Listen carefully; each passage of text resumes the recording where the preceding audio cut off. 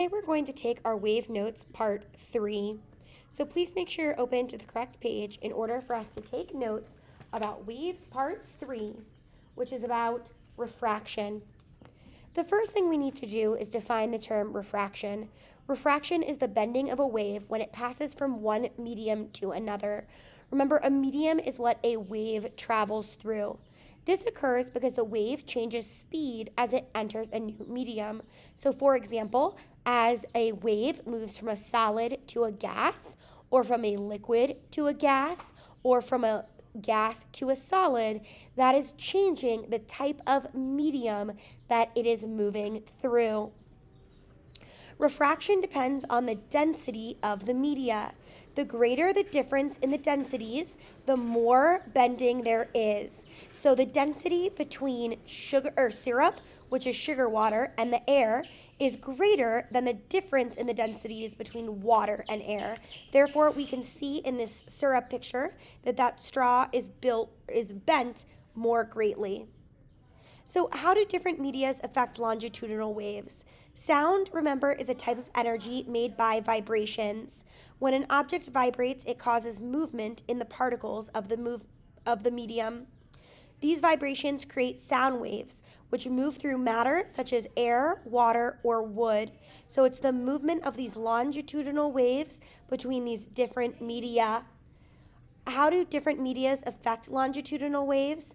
Well, longitudinal waves, like sound, have to travel through media.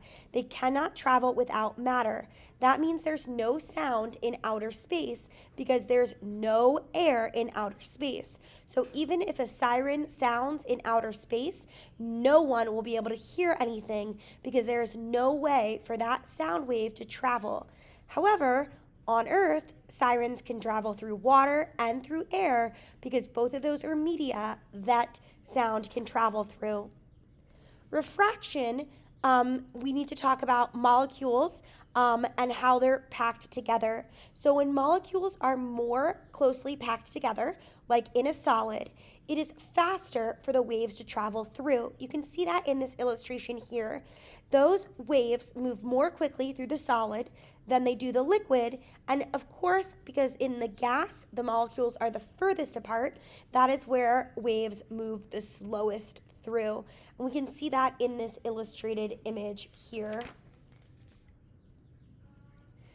So when the individual particles, so the atoms of the medium are more dense, that means when they have a higher mass, they have more inertia. This means that the waves will travel more slowly through media with dense particles. If you're a little confused, that's okay. I think the next slide will help. You will notice that there is some text on this slide that is not on your page in your packet. Please add ice, solid H2O, water, liquid H2O, and water vapor, gaseous H2O. Please also add O2 and CO2 to your table. We learned that the more densely packed a media is, the faster the wave moves. So when we look at our solid, our liquid, and our gas, which one do you think our waves will travel the fastest through?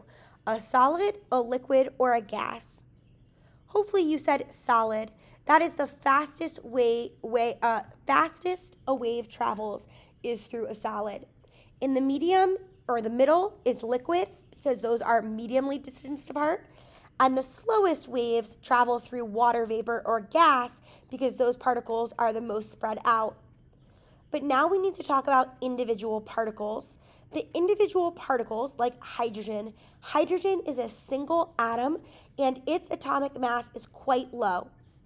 Oxygen is a dimolecule, so there's 2 oxygens in that molecule, and carbon dioxide is 3 molecules.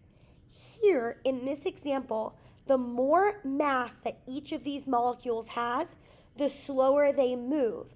Because, remember, more mass means more inertia.